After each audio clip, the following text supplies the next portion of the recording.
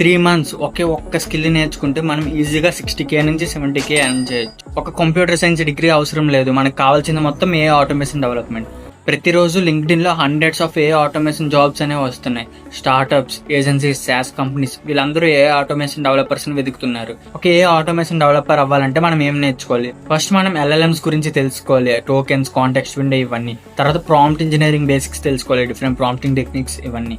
తర్వాత ఏ work flows కి, ఏ agents కి, జనరేటివ్ ఏఐకి, ఏజెంటిక్ ఏఐకి డిఫరెన్స్ అనేది తెలుసుకోవాలి.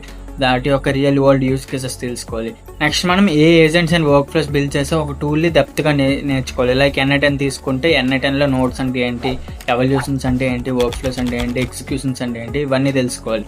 అండ్ నెక్స్ట్ వచ్చేసి మనం APIs, JSON mapping, OAuth integrations, HTTP integrations వీటి గురించి తెలుసుకోవాలి. తర్వాత ద ఇంపార్టెంట్ థింగ్ వచ్చేసి RAG అంటే ఏంటి, వెక్టర్ డేటాబేసెస్, RAG ఏజెంట్స్ ఎలా బిల్డ్ చేయాలి వాటి గురించి చూడాలి.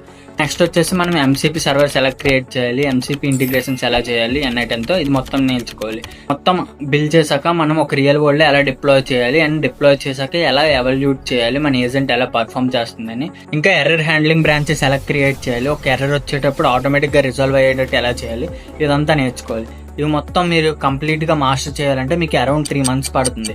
కంప్లీట్ రోడ్ మ్యాప్ కావాలంటే మన టెలిగ్రామ్ ఛానల్లో జాయిన్ అయిపోండి.